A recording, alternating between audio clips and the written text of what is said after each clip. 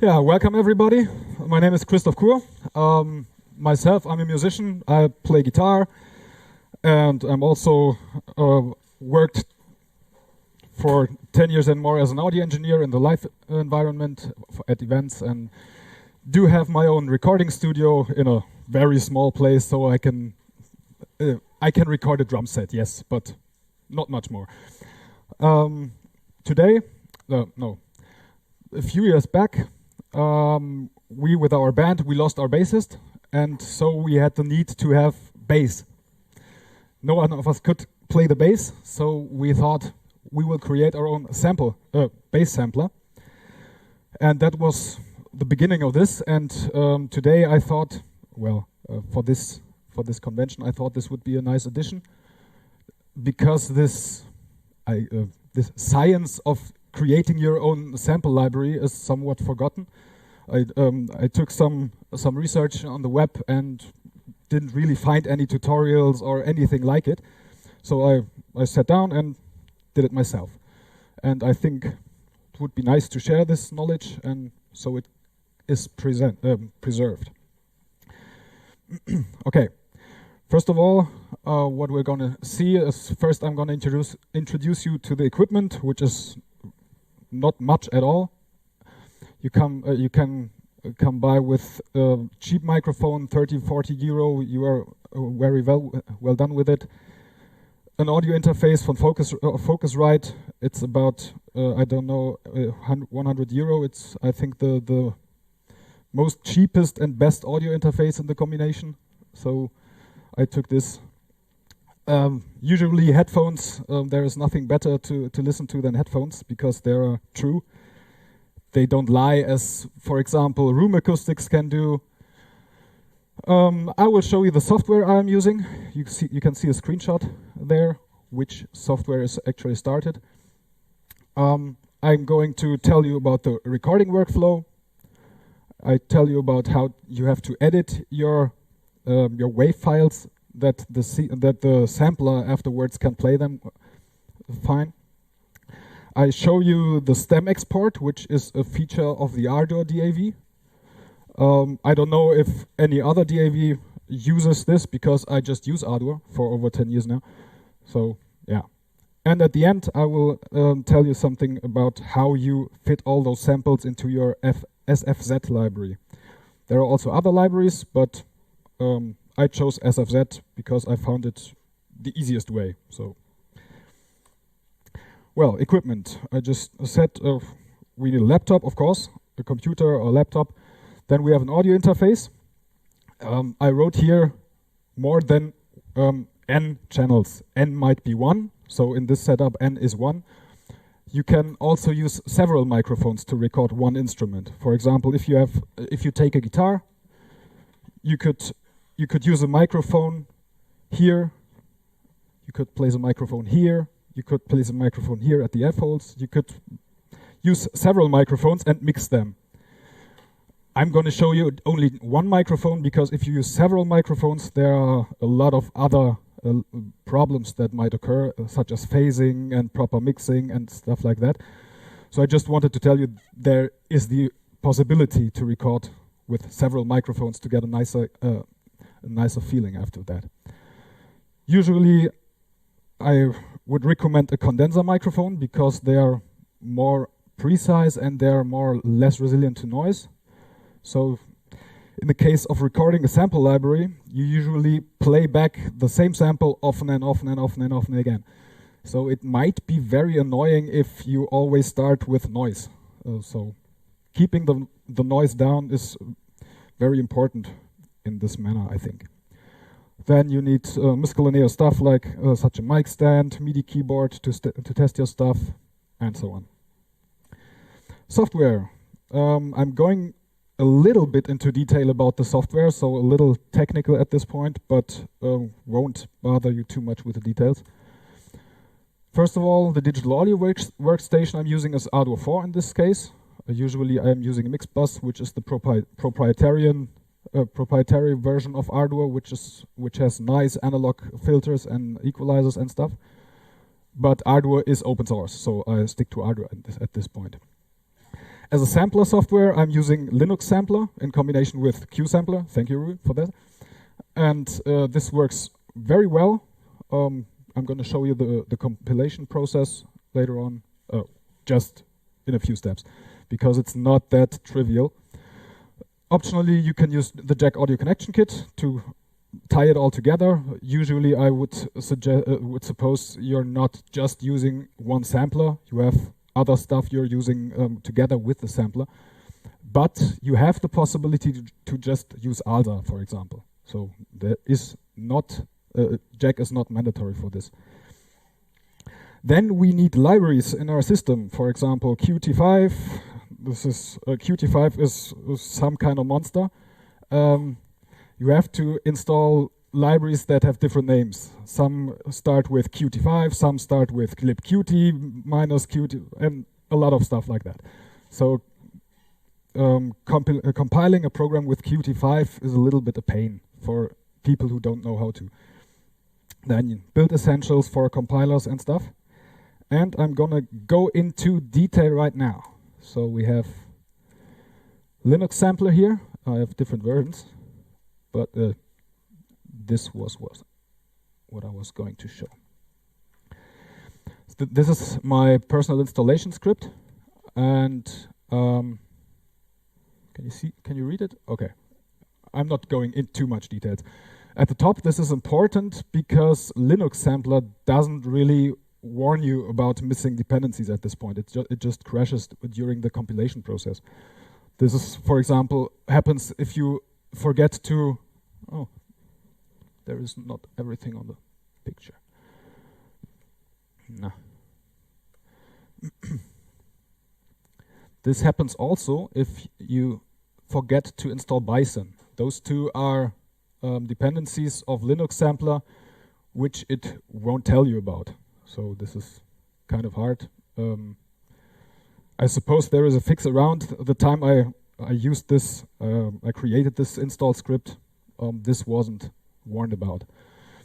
So yeah, these are dependencies you need to install in your system to build Linux Sampler and the software you need to use in combination with it. For example, liblscp, which is used for communication between Linux Sampler and, for example, QSampler at this place. Then you have libgig. Libgig is the way how Linux Sampler reads samples and manages them. And you have at the bottom Linux Sampler. Okay. I can see it better. Linux Sampler, and there you have the configuration.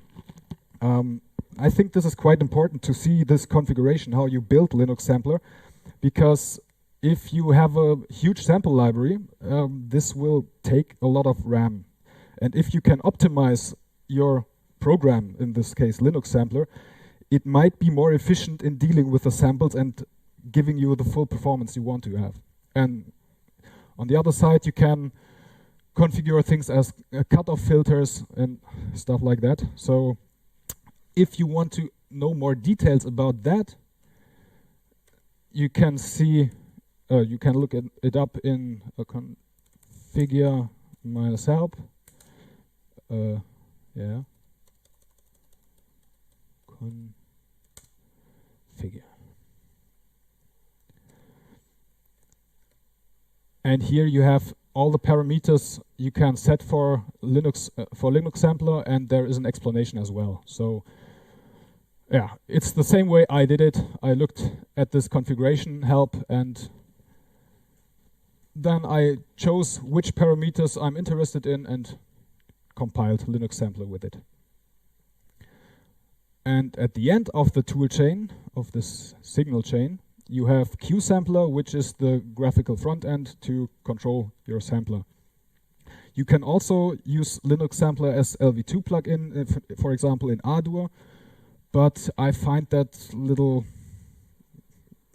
greasy. It's not that good feeling because I love Jack and the way Jack handles things, and I like to interconnect things via Jack and not loading plugins and plugins and plugins. So this was the compilation process. Yeah. Yeah, of course.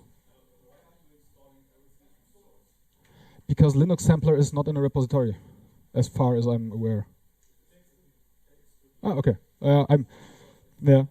Usually I'm using Linux Mint because I like the Mate desktop, and that's my point of entry. If you have questions, please ask them. Yeah, of course. So then we go to the preparations for the recording workflow, or the other way around. Recording workflow, we have preparations to make. Those preparations, check your instrument for tuning. It's rather important. If you have the perfect take, so everything is fine, nothing is noisy, but your instrument isn't in tune, you can do it again.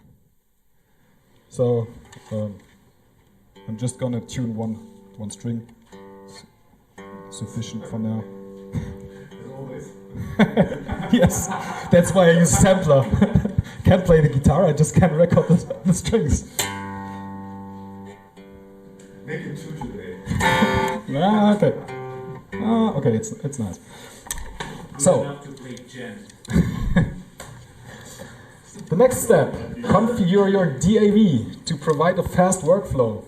So these are somewhat soft facts, I call them, because anyone has another workflow using his DAV. So now we can see Jack and Ardwa. Wait, new session.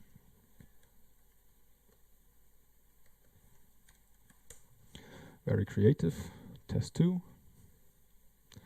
Okay, things what I especially mean by configure your DAV. This option is quite useful if you sit in front of your computer and do the recording as well.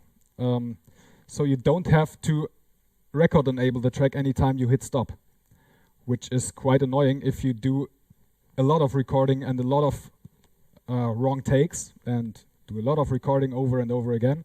You want to know the shortcuts.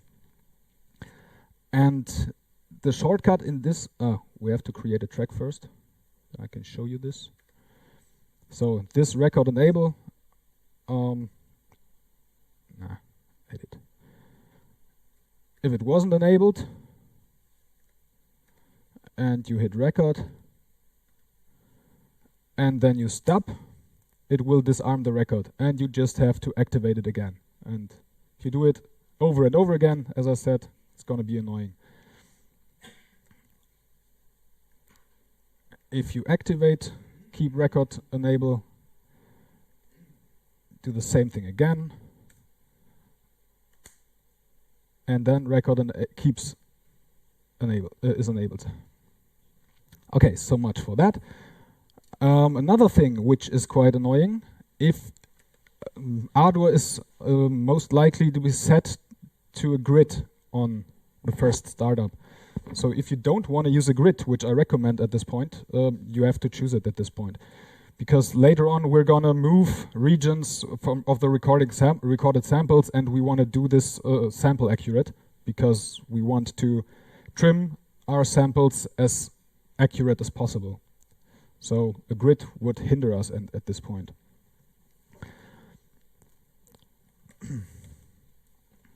So much for the workflow configuration. Then microphone position, which is also a soft fact. It depends on the instrument you want to record. It depends on, there's a lot of artistical room here. You can you could place the microphone behind you and listen to it how the instrument sounds this way. So I'm just using it the standard way you would record a semi-acoustic guitar or an acoustic guitar. You go to this place because at this point you have the best balance between the strings and the body of the instrument. So this is where I'm gonna stick. Also important, the microphone gain. So you have to adjust the gain to the maximum output you are expecting. So the loudest tone you're gonna play. At this point we want to, later on we want to record several attacks for one note. say we record the note C, and then we want to have 4 attacks, for example. A low attack, a low moderate, high moderate, and then hard attack, for example. And to record all those attacks in the right aspect, in the right ratio to each other, you have to stick to the same gain adjustment you have on the microphone channel and adjust it to the loudest tone so that this tone isn't going to clip, because otherwise, if it's going to clip, it's going to ruin your recording. So play the clip until there's no red LED, and then you're set. Okay, it was adjusted right away. As I said, keyboard shortcuts, very important, because if you have if you have the guitar on your knee, you just have one hand, and it's annoying to just hand over and put the guitar back. Keyboard shortcuts, important. For example, in Ardour, you have the space bar, which starts the transport. With control space, you delete the actual recording and jump back to position 1, which is really nice if you are sitting alone in front of your computer trying to record and you make errors. Just control spacebar, jump back, and reject all you recorded.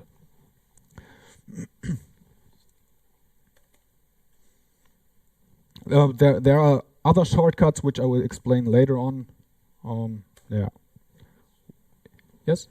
Question? Yeah, of course. Or like, do you use the shift and spacebar shortcut to like arm the session for recording and start or playback? I did in the past, but I forgot what it means. So okay.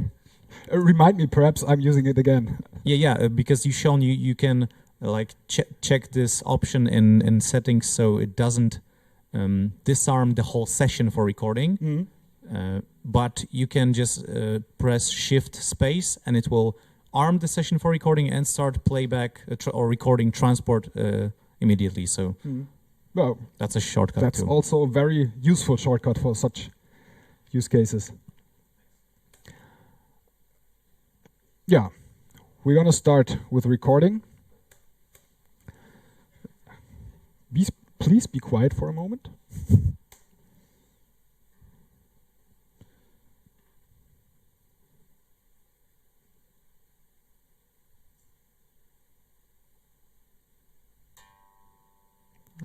This was a little hard.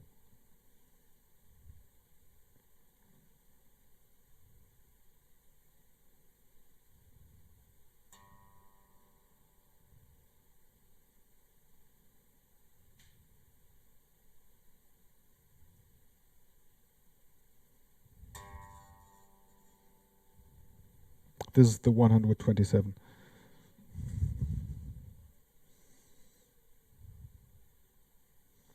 So, okay. Now we've recorded it. I don't do quality checking right now because of the time. Usually I would listen to it via headphones to see if there is any noise, which will be present here, or any crackling or any distortion of some sort. But I'm gonna skip that right now. But be reminded, headphones. Always listen to what you're doing. It keeps you from wasting time. And now we have another shortcut, the S button, which if you have selected such a region here in Ardour, with S, you just cut at the place where your cursor is right now. This is quite nice. The next step, we want to have several WAV files we can load as samples. And we want Ardour to manage this via the stem export, which I will explain later. So for this reason, to later use the stem export feature of Ardour, we have to create several audio tracks. So we have 4 attacks, 4 regions. So I create 4 tracks. The first is the lowest attack, second the second loudest, third loudest, and fourth. Ideally, we directly give it a name.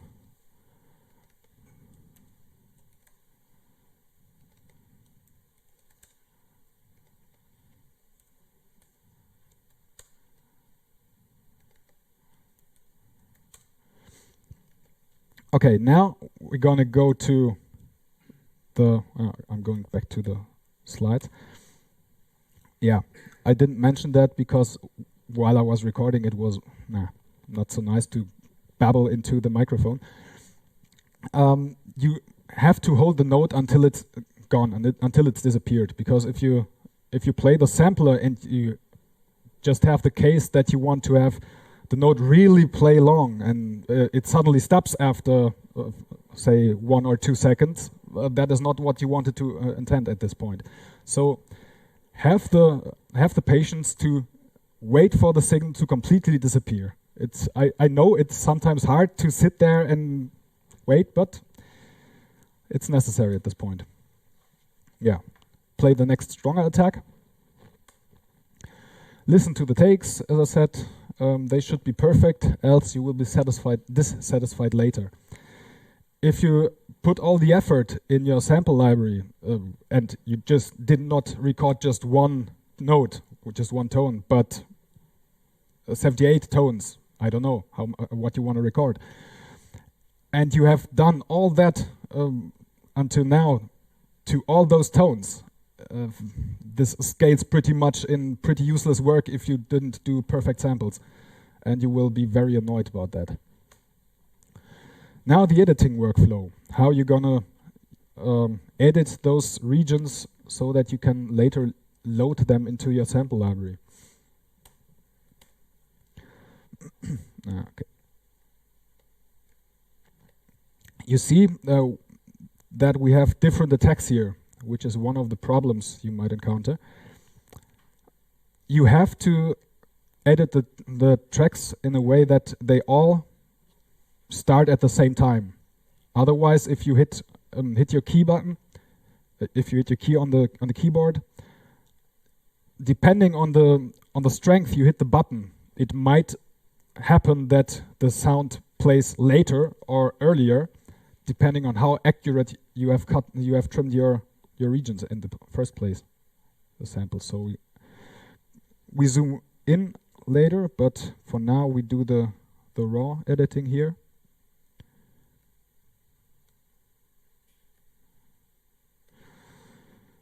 Be sure not to cut anything away of the attack, because the attack is what you will hear in the most of the cases. So if you take a note and you have a really short note in your sequencer or something, you won't hear anything, because your sample, the attack of your sample, is starting too late and the MIDI note is already gone. The MIDI off note has already appeared in your sequencer, and thus the sample is never played. Because of that, it is important that you start with your sample right away. Sorry? It's the track. It's a touchpad. It's nothing special at the moment. It's an old touchpad, so it's quite a bit of hammering on it.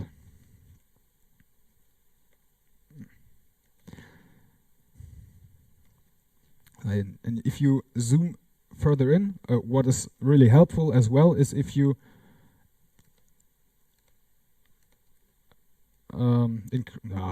increase the height of each channel, because then you can better see where each sample is going to start and where it's actually really zero. So here we can see that we should cut. You can do this with the accuracy you want. I'm just going a little bit raw here to not to waste too much time. And because this laptop is a little bit old and not quite well.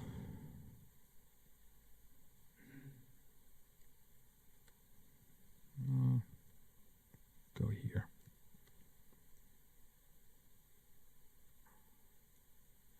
And the first attack will be quite difficult because there is not really much of an attack.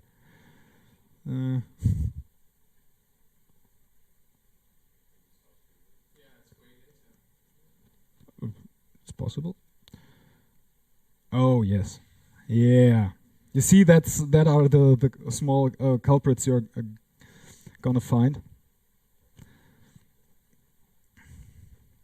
So now it should look fine. Okay, now we've edited it. What we still can do is cut the end of it. Here, for example, I saw there was a little noise. Oh.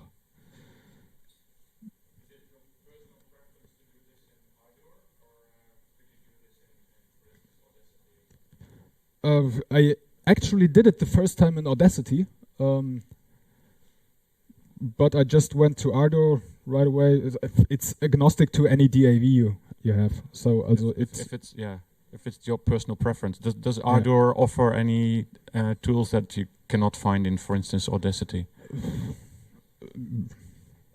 I'm sure it does, but not for this use case. This use case you can use, I suppose, any DAV. I didn't try any DAV for it, but it's straightforward. So it's a straightforward recording. The stem export feature, okay. This might be special to Ardour, I don't know. So because I just use Ardour, I don't know if it's special, but it's nice. It's useful.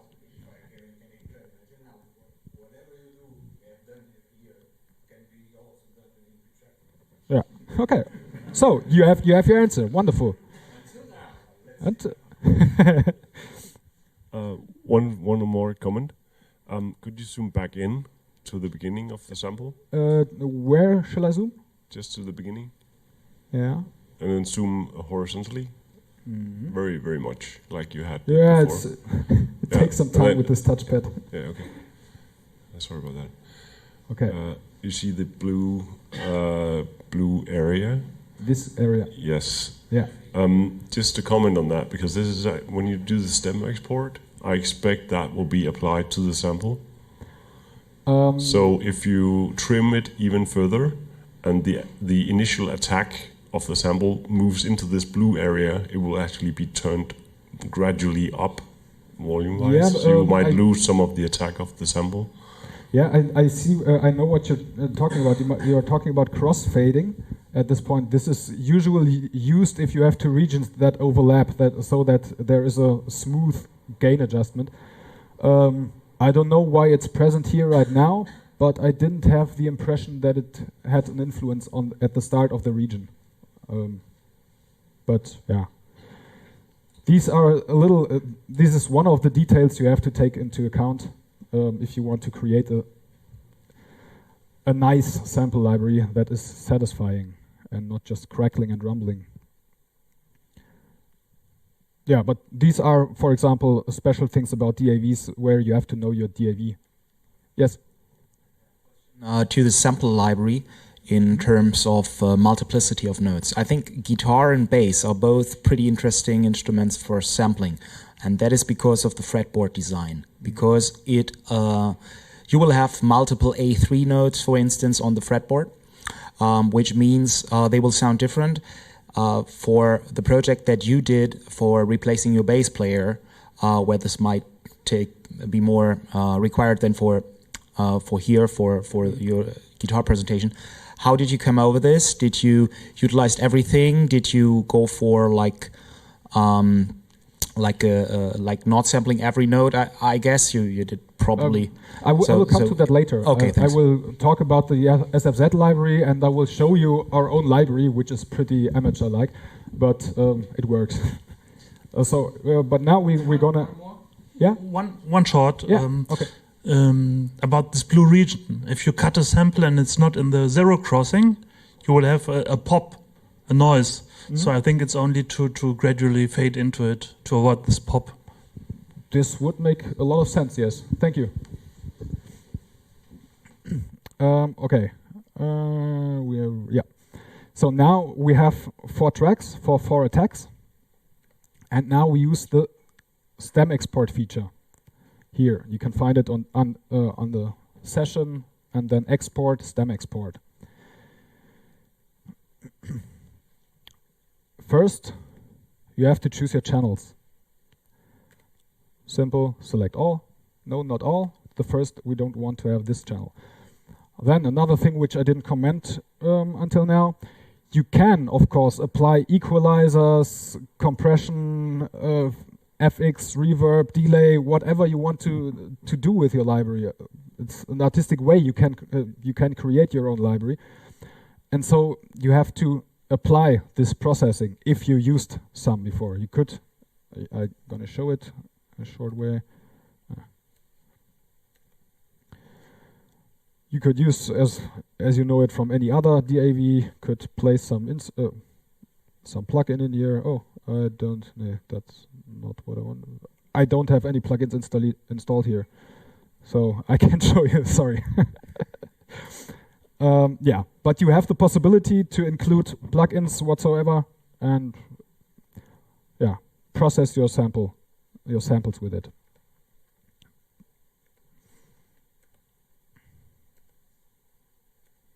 So if you did so, don't forget to apply this processing with this checkbox. You also have to, I forgot something. You have to set the end marker, because the stem export exports up to the end marker.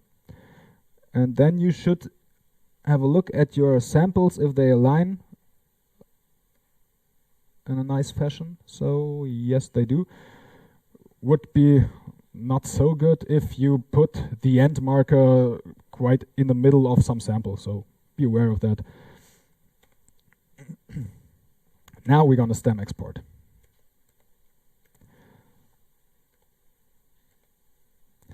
And here you can choose the time span which stem export has to export.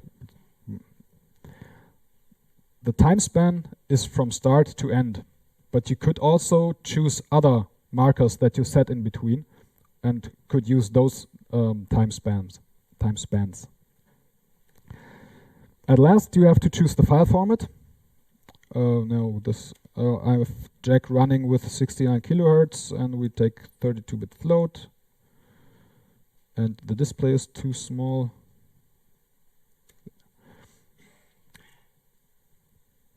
Yeah. Now everything is fine and should work. Now we're going to export them. It's quite fast for just those few samples. The samples in Ardour, the exports in Ardour are usually put in the export directory. Now we have to rename those because they got labeled. But this labeling is inappropriate for Linux sampler, so we have to take a little adjustment. Oh, of course. Does the mic work? Oh, thanks. You can change the way Ardour names the exported files, so you could like disable some options so you don't have to rename them later. Yeah, I know, but I forgot, so I have to do it right now. Okay. Okay, now we have renamed the samples, and at this point we're gonna create our sample library. Yeah. Now we're gonna create a folder.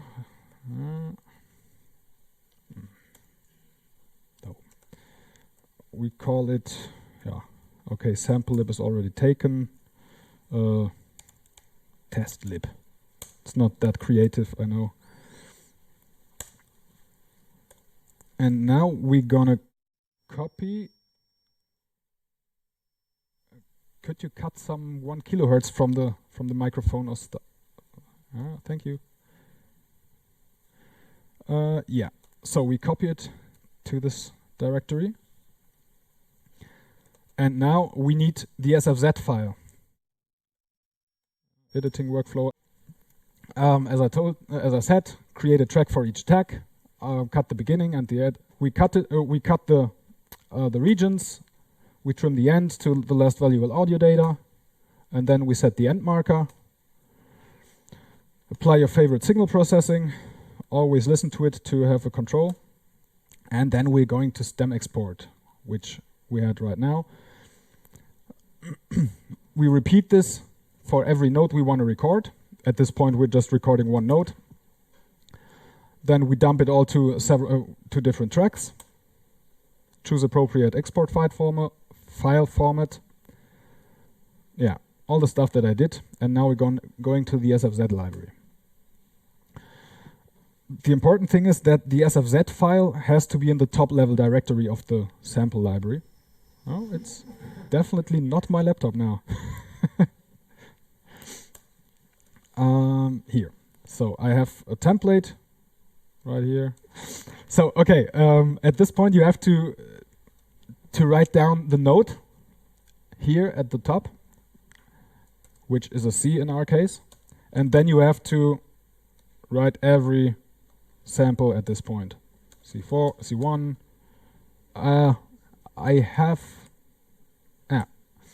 I made a mistake, but that's not a problem. Oh, can I? Yeah, okay. Control Z doesn't do it.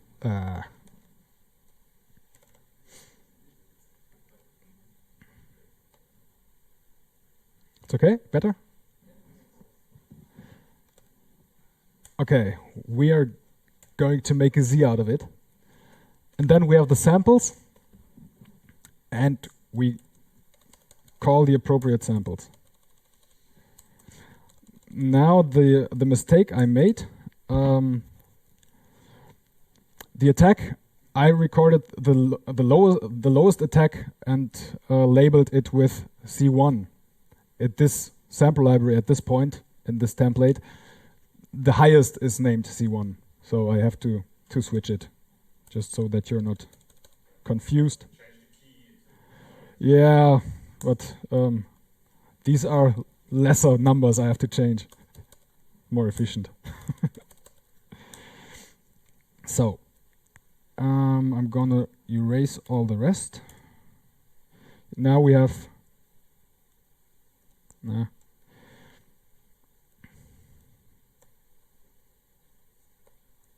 Now we have 4 attacks for 1 node. Oh.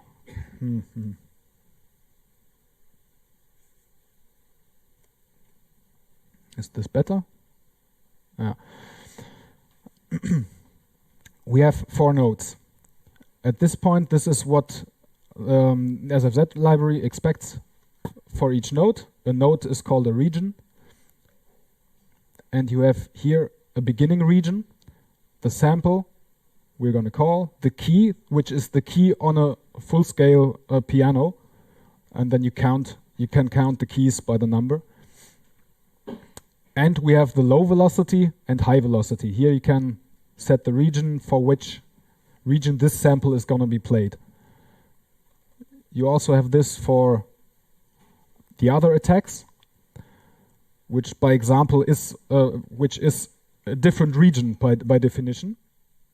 But since we map it to the same key with different velocities, we have just another attack for the same note. And thus those 4 regions may be called a single note, but it's not quite accurate.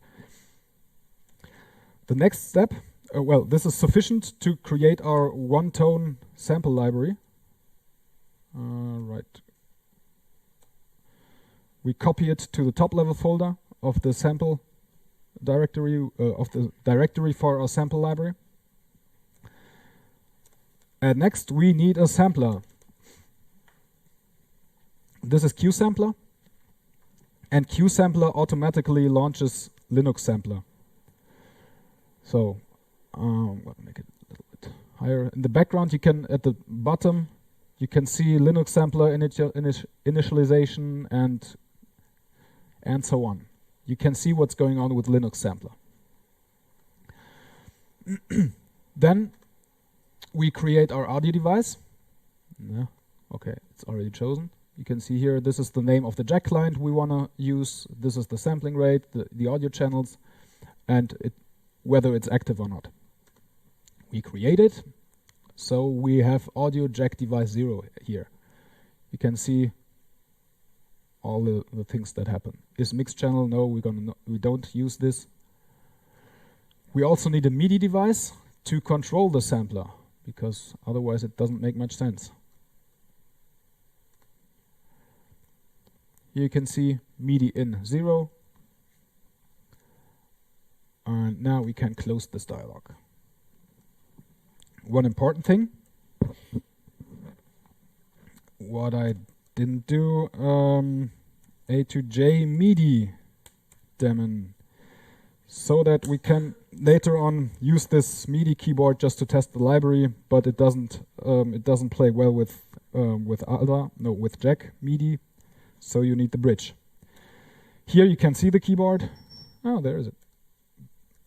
We connect it to the MIDI through, so that it comes out the Jack MIDI on the Jack MIDI side.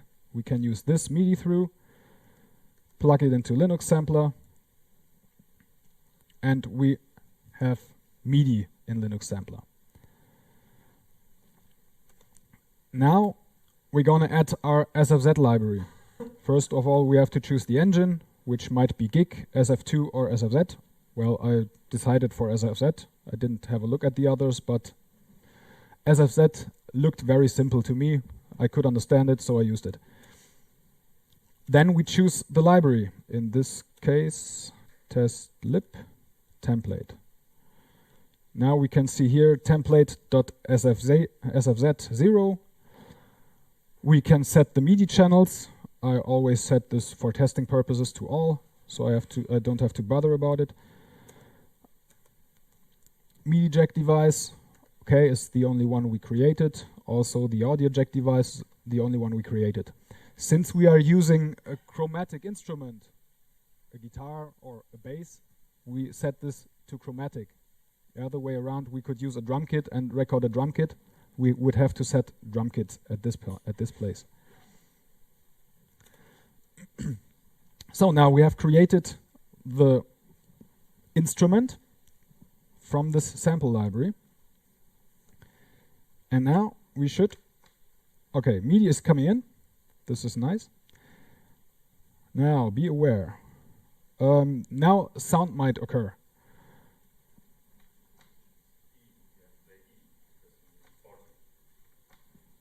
Oh. Yeah, I don't know where it is on here. Okay, then we're gonna correct it.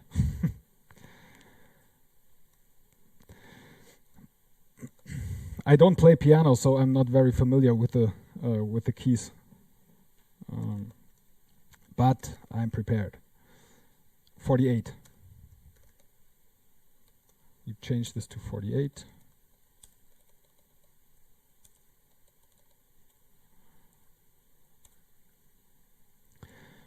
And we have to load the sample library again.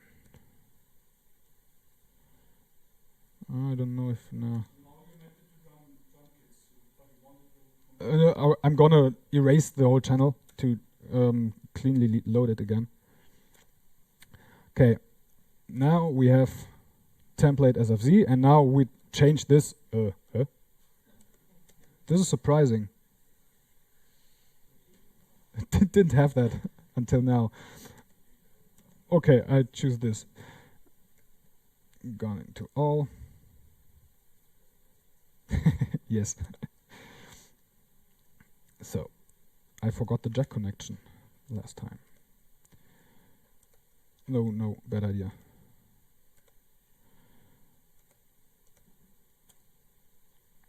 Now, there we have a sound. It's full on my. Now I'm full on. So.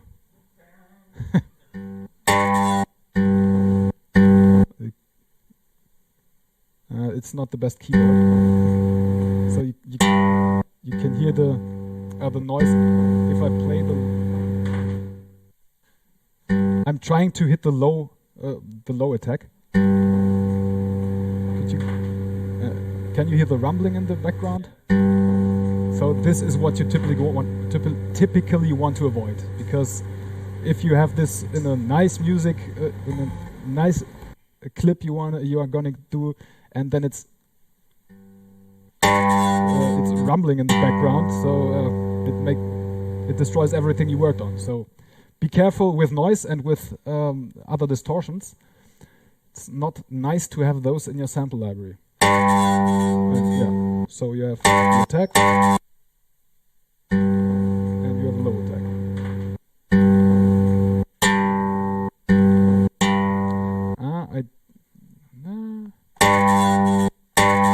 Okay, the rest is playing. At this point, I just wanted to give you this hint. Yeah, why can't? Okay, do it this way.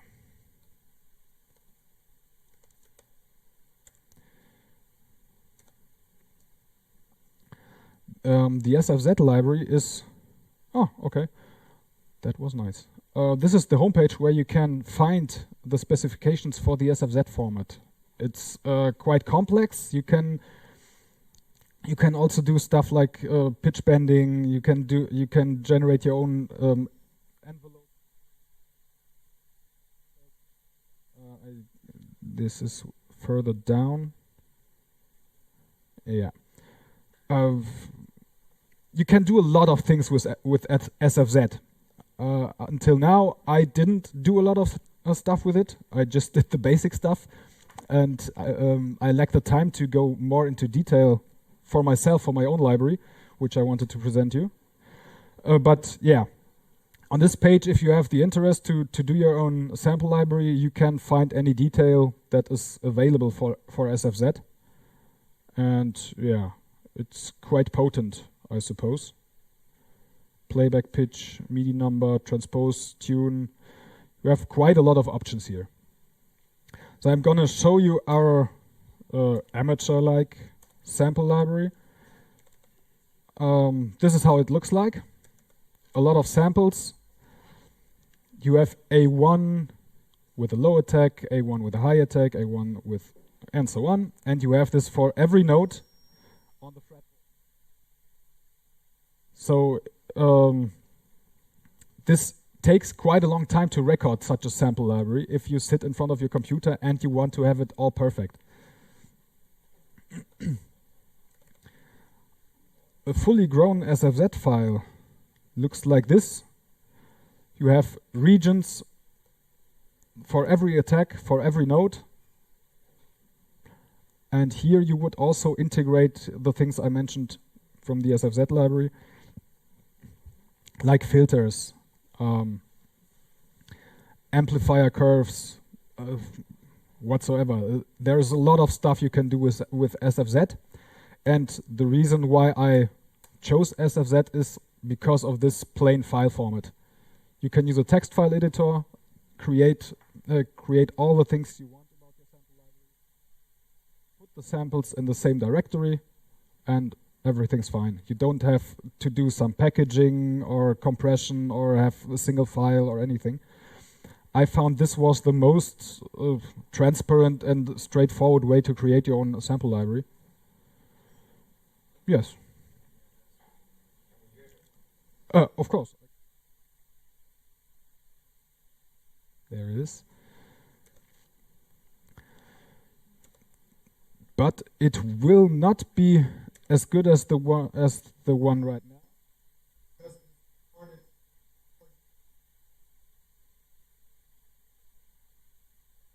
It might sound quite ugly.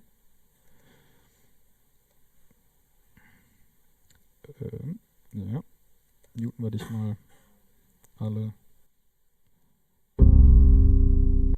There is the guitar.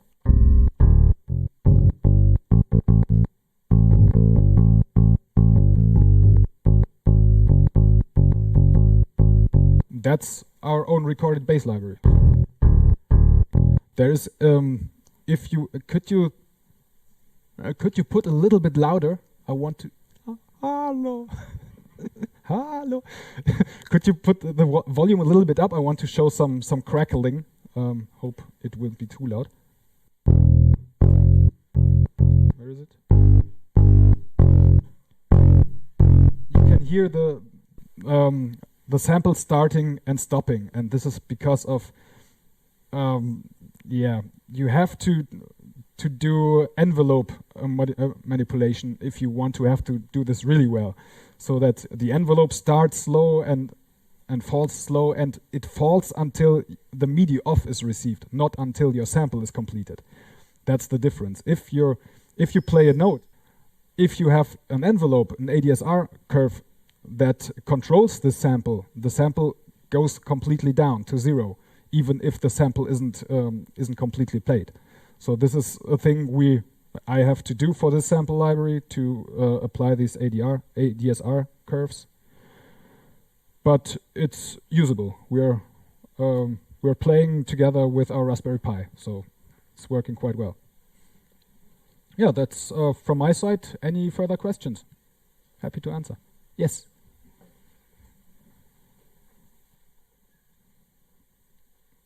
During the stem export, you explicitly said you exported to 32 bits. Is there a reason for this? Yeah, Jack native. Okay.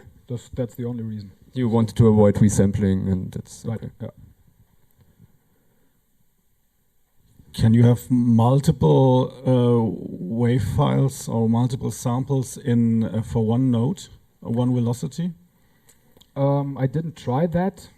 I say yes, but in a slightly different way. You can, of course, mix your samples in the first place, as I said during the recording process. You could record 4 microphones and just put it and mix them into one sample. But at this point, you can take care of artifacts like phasing. If you have if you take a microphone at different places, if you have a microphone spotted here and spotted here, phasing will occur if you mix those 2 microphones together, because the sound wave that is emitted from here arrives later at this microphone and vice versa. So phasing will occur, and if you do this in the recording and editing process, you can a little bit control this. If you put this in the sample library and just play back several samples, which you could do if you load several sample libraries and let them react to the same MIDI channel, for example, then you wouldn't have control over this artifact, and you would have to live with it. So yeah, there are ways. I don't know if explicitly in the sample library, but workarounds, you could use this in a way, but be careful because of artifacts that might occur.